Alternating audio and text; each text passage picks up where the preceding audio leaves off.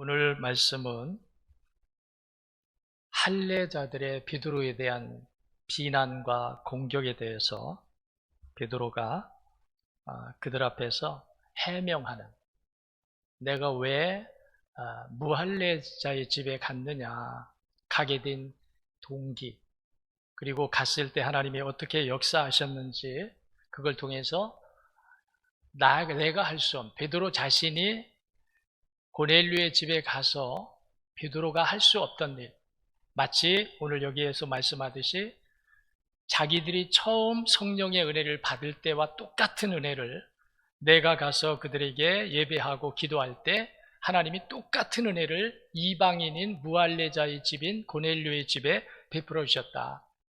하나님이 하시는 일을 사람이 어찌 막겠느냐.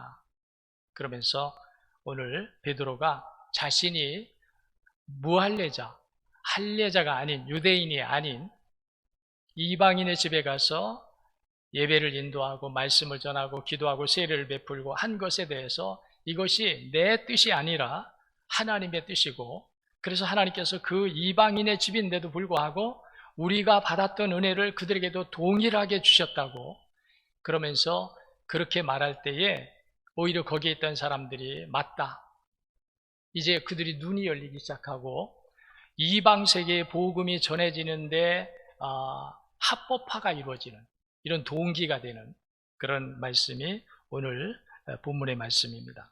오늘 먼저 우리가 이들이 왜 베드로를 공격하느냐. 자, 베드로도 자기 뜻이 아니었죠. 우리가 하나님의 말씀을 들어서 알지만 베드로도 하나님이신 환상을 봤어요. 보자기가 내려오는데 그 보자기 속에는 정한 것과 부정한 것이 있었는데 하나님께서 먹으라, 다 잡아 먹으라, 이렇게 말씀하셨고, 베드로는 거기에 대해서 나는 지금까지 정한 사람, 정한 음식을 먹었고 하나님의 율법에 따라서 정결한 삶을 살아왔기 때문에 내가 이걸 먹을 수 없습니다 라고 할 때 하나님께서 뭐라고 말씀하셨어요? 내가 정하게 한 것을 내가 왜 부정하게 여기느냐. 먹으라. 그리고 나서 그 일에 대해서 이제 하나님의 뜻을 받아들이겠는데, 마침 고넬료가 보낸 사람들이 자기 문에 와서 그들을 만나 이야기를 들어보니까 그들에게도 환상이 주어졌고, 그들에게도 하나님께서 그들의 뜻이 아니라 하나님이 그들에게 요바에 있는 베드로 사도를 청해서 그를 청해서 네 집에다 모셔다가 그의 말씀을 들으라.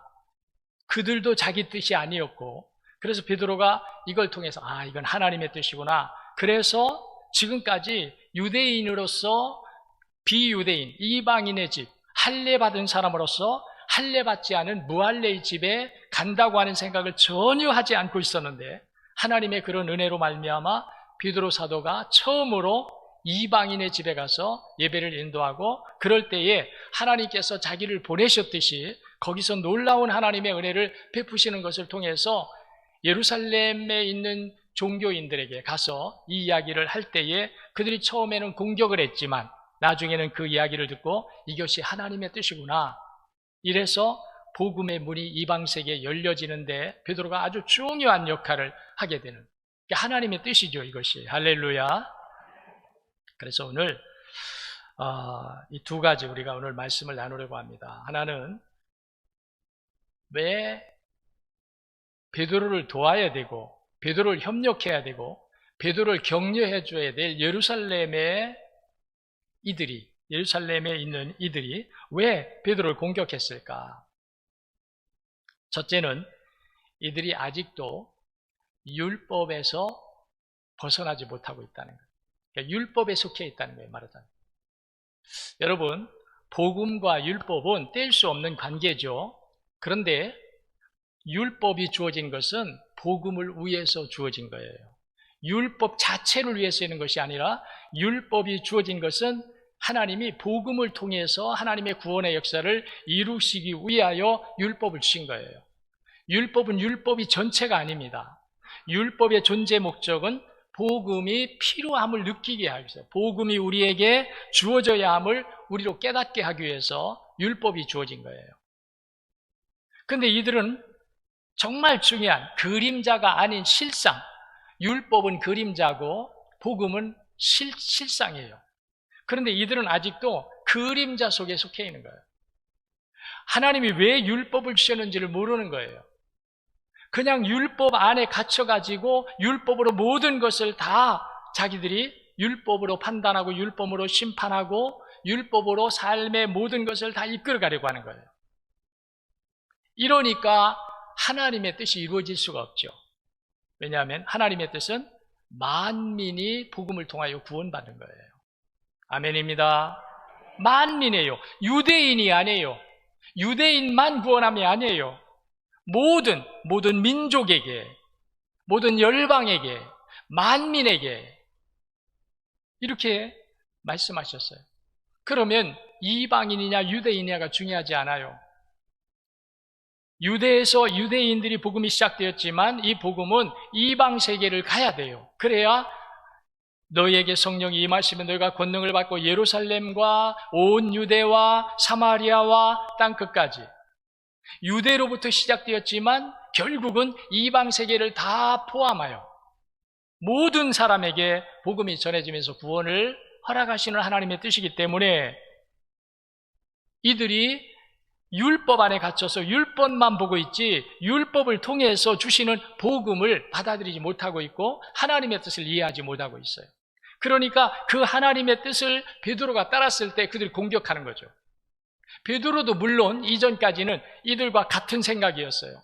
그런데 베드로가 자기 생각을 버리고 하나님의 뜻을 따라서 이방 세계에 가서 복음을 전한 것은 하나님께서 그런 자기도 똑같이 공격을 하고 있는 사람들처럼 자기도 그런 율법 하에서 율법의 의식을 가지고 모든 것을 처리하는 베드로인데 하나님이 그런 베드로로서는 그에게 복음을 맡길 수가 없고 그를 통해서 하나님이 원하시는 복음이 전해질 수 없기 때문에 하나님은 베드로의 생각을 깨뜨리시고 그래서 베드로로 하여금 정말 한 번도 생각해 보지 않았던 이방 세계에 들어가서 이방인의 집에 가서 복음을 전하는 이런 일들을 하게 되었고 이걸 변명하면서 베드로는 이것이 내가 하고 싶어서 한 것이 아니라 하나님의 전권적인 섭리와 역사로 내가 부름을 받아서 그 집에 가서 예배를 인도하고 할 때에 하나님이 하셨기 때문에 내가 줄 수 없는 은혜, 신비한 능력의 역사, 그들이 성령을 체험하고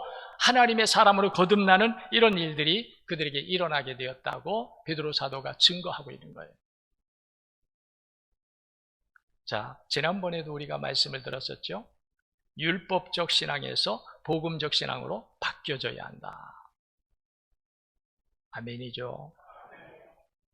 율법적 신앙에서 복음적 신앙으로 바뀌어져야 한다. 많은 우리들이 심지어는 목회자들마저도 또 교회의 정말 중직이라고 하는 일꾼들마저도 어떤 사람들을 보면은 아직도 복음을 몰라. 복음 안에 들어와 있으면서도 복음을 몰라요. 율법적인 생각을 가지고 있고 율법적으로 판단하고 율법적으로 처리하려고 하는 거예요. 그런 사람들의 눈에는 우리가 지난 시간에도 말씀했지만 정죄가 와요. 정죄. 자기가 심판의 권한을 가진 사람들이 자기가 재판관이 되는 거예요. 자기가 선생이 되는 거예요. 옳다 그르다를 말하고 정죄하고 심판하고 하는 일들이 일어나요.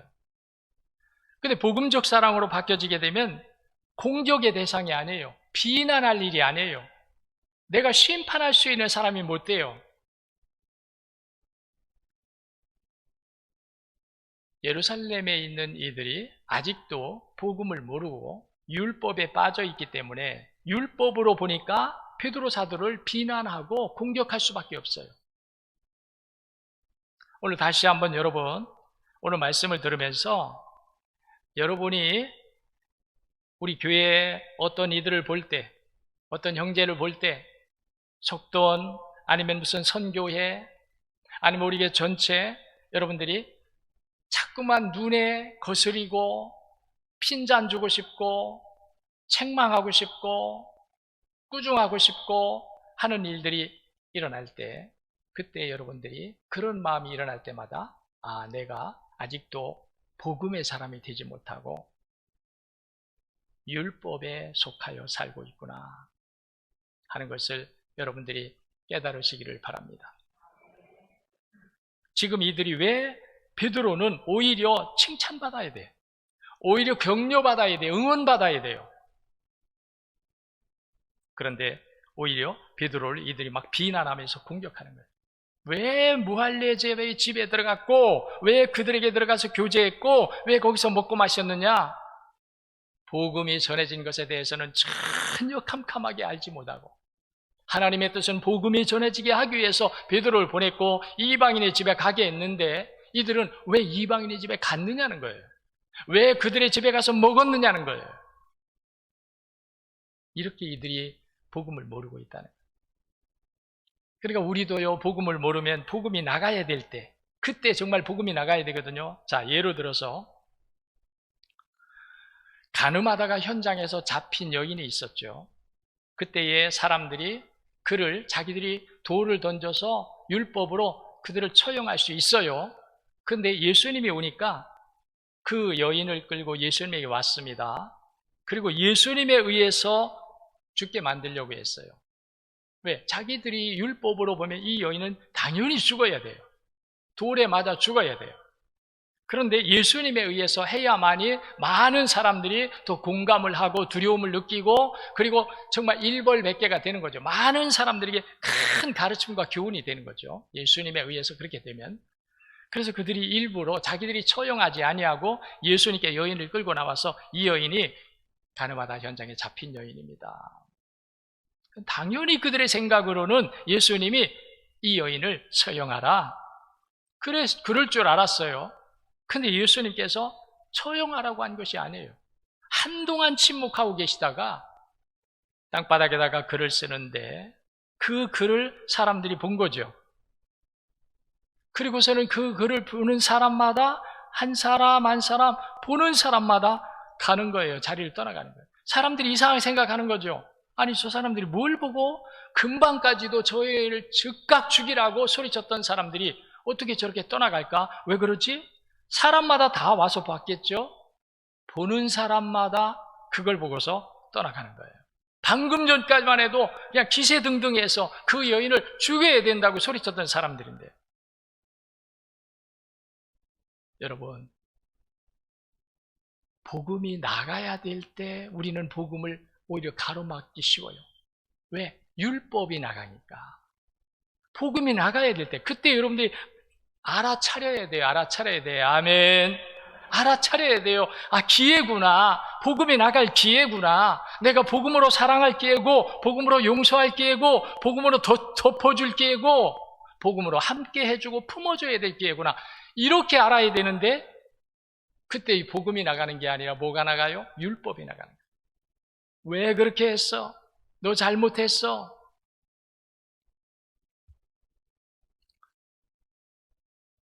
우리에게서 복음이 나가야 할 줄로 믿으시기 바랍니다. 복음이 나가야 되는 거예요. 그때가 복음의 때예요, 여러분. 그때가 복음의 때예요. 그래서 사람들이 복음은 참으로 위대하다. 사람들은 일반 사람들에게서 나올 수 없는 것이 복음의 사람들에게서 나오는구나. 내가 용서받을 수 없었는데 용서받았구나. 저 사람들이 나를 미워하고 버려야 되는데 오히려 나를 붙잡아주고 품어주고 함께 해주는구나. 깨달으시기 바랍니다. 복음이 나가야 할 때를 여러분들이 빨리 알아차리라는 거예요. 그때가 복음이 나가야 될 때라는 거예요. 그때가. 지금 베드로가 이방인의 집에 가서 복음을 전했을 때 하나님의 신기한 역사, 능력의 역사가 나타나서 그걸 가지고 예루살렘에 올라가서 종교 기득권자들에게 이야기를 할 때 그들이 복음을 알았더라면 베드로 등을 두드려줬어요. 베드로 참 수고했다. 남이 할 수 없는 일 네가 했구나. 많은 사람들이 너에게 돌을 던질 텐데, 이들이 복음을 알았더라면 말이죠. 왜? 일반인들은 복음을 모르니까. 복음을 모르는 일반인들이 베드로를 막 욕하고 베드로에 대해서 공격하고 해방하고 할 수 있잖아요. 그러면 복음을 알고 있는 이들이 베드로가 예루살렘에 올라왔을 때 오히려 격려해주고 칭찬해주고 용기를 주고 그래야 될 사람들인데, 이들이 오히려 베드로를 비난하고 공격하고 심판하고 있어요.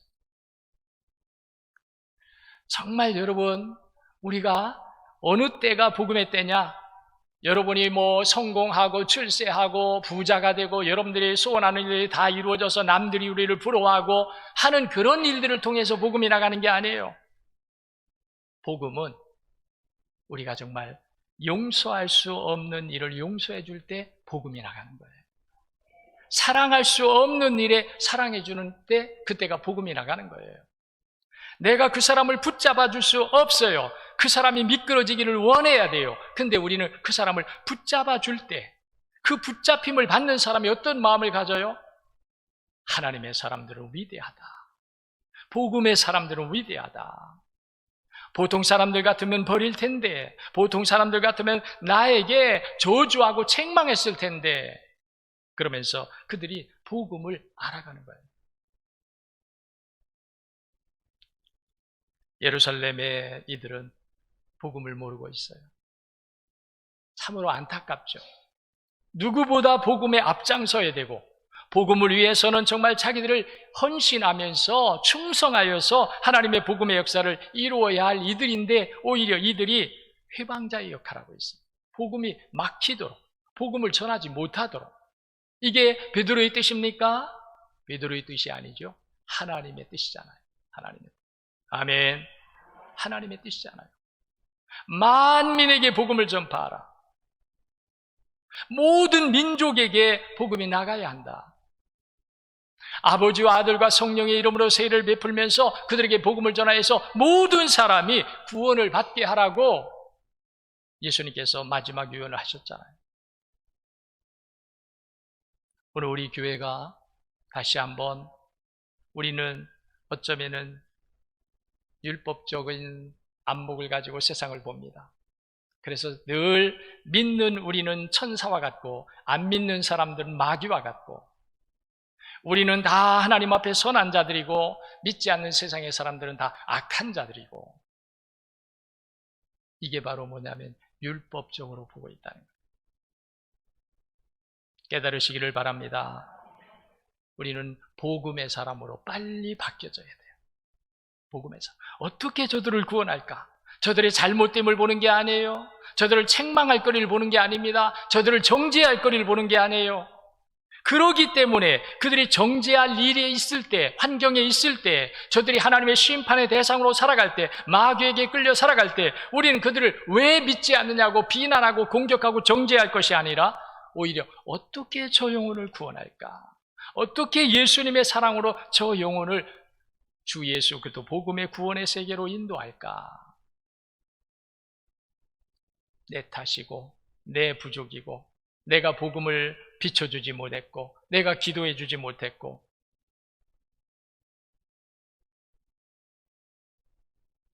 정말 우리 성숙한 신앙이 되어지기를 축복합니다.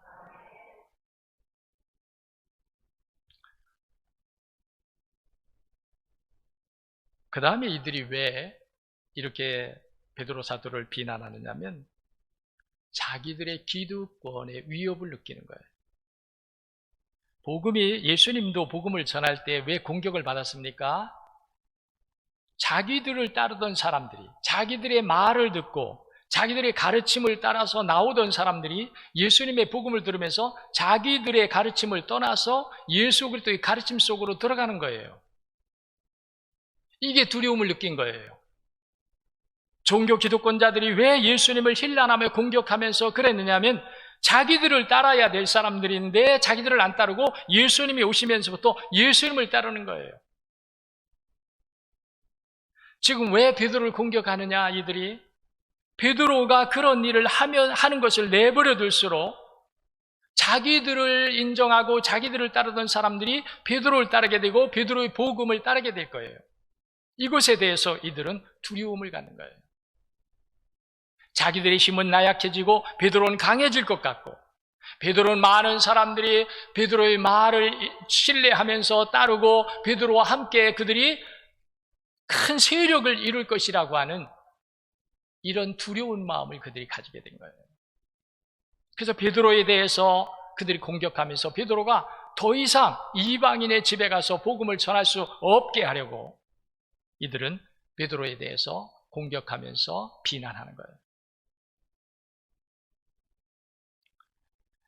여러분, 우리가 참된 복음의 사람이 되어 나갈 때에는 복음을 알지 못하는 자들이 알지 못하기 때문에 복음의 길을 가는 우리를 이해하지 못하기 때문에 우리를 비난하고 공격하고 해방하고 한다는 거예요.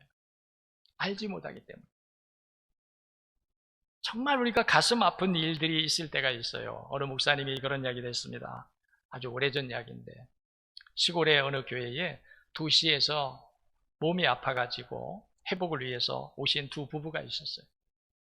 근데 이 부부가 교회에 와서 보니까 자기들이 할 일이 너무 많은 거예요. 왜냐하면 우리가 안목이 있잖아요. 도시에서는 다 배웠어요. 교회를 어떻게 섬겨야 하는지, 어떻게 봉사해야 되는지, 어떻게 헌신해야 되는지. 근데 시골에 와서 보니까 교인들은 있지만 별로 봉사 안 하고 헌신 안 하고 있는 거예요.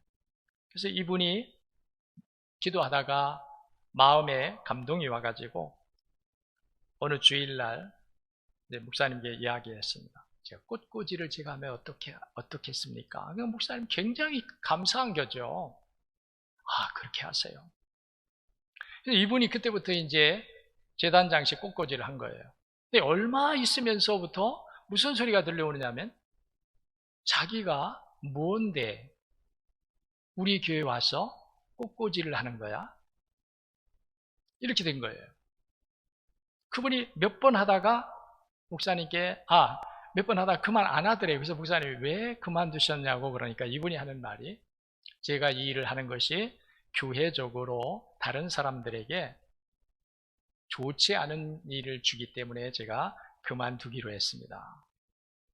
그때 목사님이 망치로 머리를 얻어맞은 것처럼 이렇게 좋은 일꾼인데 정말 얼마나 귀한 일꾼이에요. 여러분도 그렇게 생각합니까? 여러분도 우리 교회 온 지 얼마 안 돼가지고 자기가 뭔데 그런 일을 해? 여러분 그렇게 생각합니까? 만일 그렇게 생각하는 사람이 있다면 그는 율법에 빠져있는 사람입니다. 얼마나 감사한 일이에요. 얼마나 우리가 바라던 일이에요.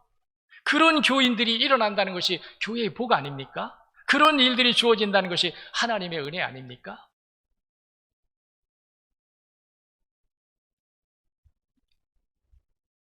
이게 바로 뭐냐면 우리가 율법에 빠져 있기 때문에 복음으로 일하는 사람들을 이해하지 못하고 오히려 그들에게 핀잔을 가하고 비난하고 정죄하는 일들이 일어난다는 거예요. 우리 교회 성도 여러분들 중에는 한 분도 이런 분이 없을 줄 믿습니다. 오히려 박수 쳐줘야죠. 오히려 격려해줘야죠.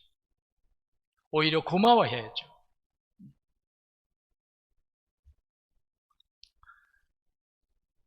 자, 이 일에 대해서 이제 베드로가 설명을 합니다. 해명이 될 수도 있고 변명이 될 수도 있고 근데 저는 설명이라고 해요. 왜 설명이라고 하면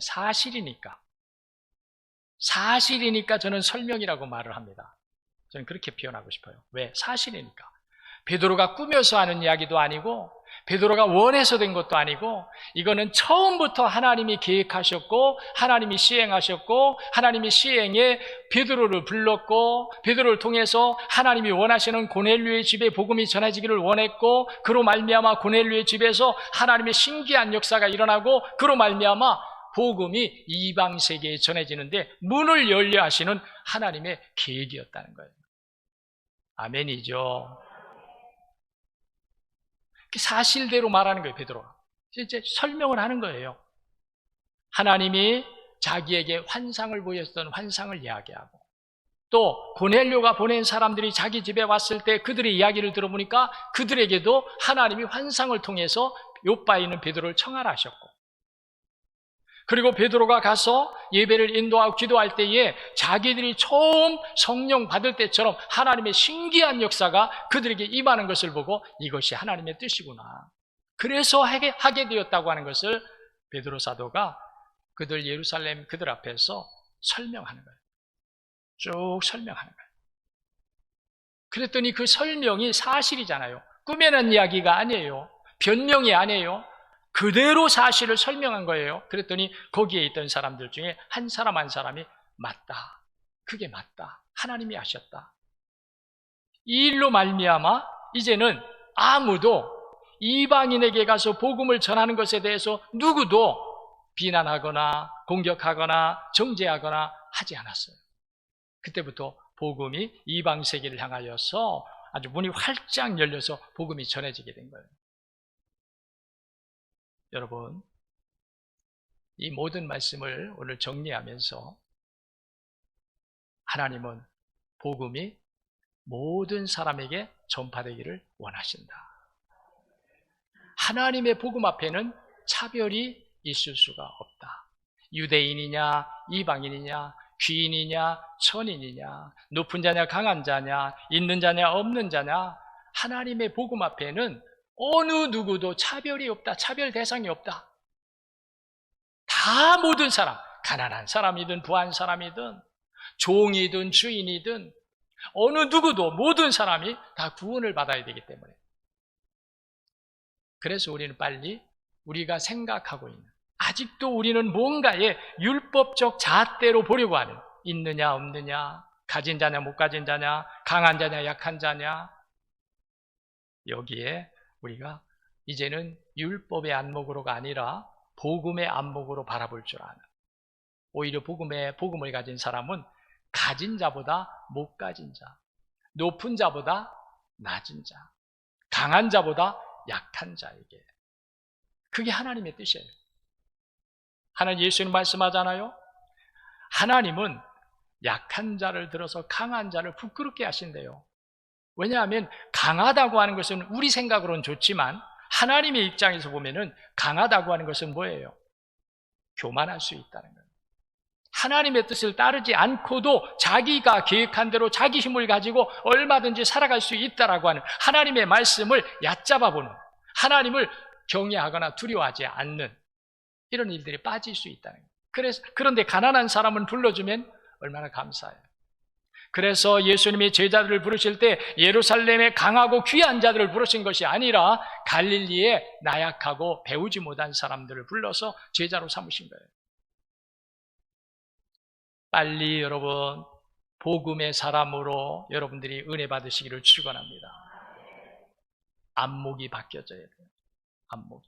이제는 우리가 내 앞에서 일어나고 있는 모든 일들에 대해서 과거처럼 내가 재판관이 되고 선생이 되고 이런 자로 보는 것이 아니라 오히려 이때가 내게서 복음이 나가야 할 때다. 아멘. 아멘. 이때가 복음이 나가야 할 때다. 왜 못했어? 라고 하지 말고 그때가 복음이 나가야 할 때다. 왜 잘못했어? 라고 하지 말고 이때가 복음이 나가야 할 때다. 우리가 먼저 복음의 사람이 되어야 할 줄로 믿습니다. 그래야 우리에게서 복음이 나가는 거예요. 내게 있는 것이 나가. 내게 율법이 있으면 율법이 나가요. 내게 복음이 있으면 복음이 나가요.